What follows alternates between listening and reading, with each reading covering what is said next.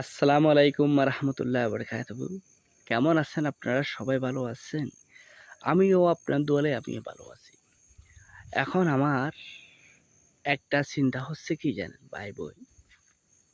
আমি যখন অন্যদের ভিডিও দেখতে গেলাম, তখন ভাই তার কথাটা পুরা শ্বাস শুনলাম।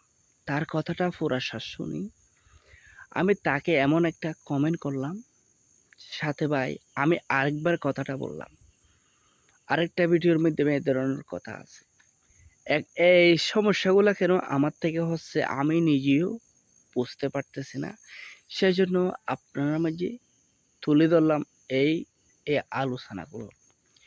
তখন আমি তার ভিডিও দেখি যে অনেকটা আমাদের অ্যাক্টিভ ফলোয়ারের ভিডিও দেখছি বা নতুন ফলোয়ারের ভিডিও দেখছি।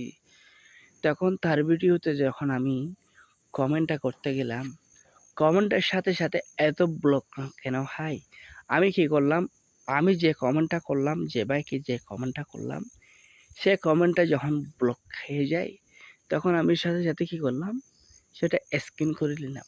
স্ক্রিন করে নিয়ে আমার এমন একটা ফোল্ডার আছে, এই ফোল্ডারের মাধ্যমে কমেন্টটা আমি পুরা লেখাটা আবার শুনলাম।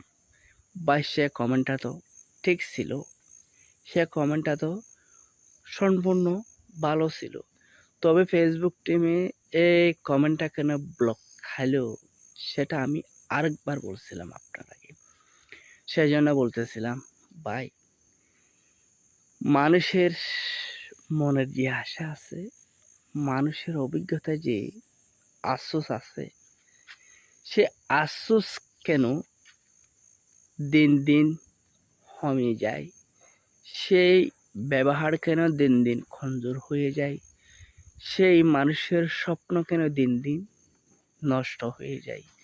সে নষ্ট হওয়ার মূল হচ্ছে, সে অভিজ্ঞতা নষ্ট হওয়ার মূল হচ্ছে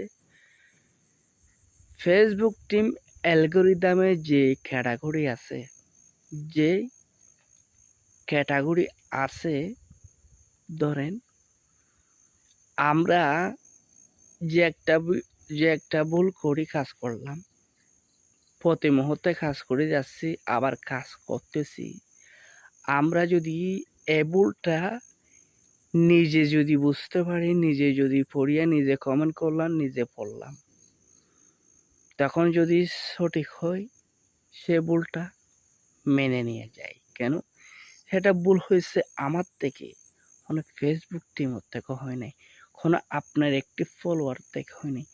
আপনি যদি কমেন্টটা করলেন,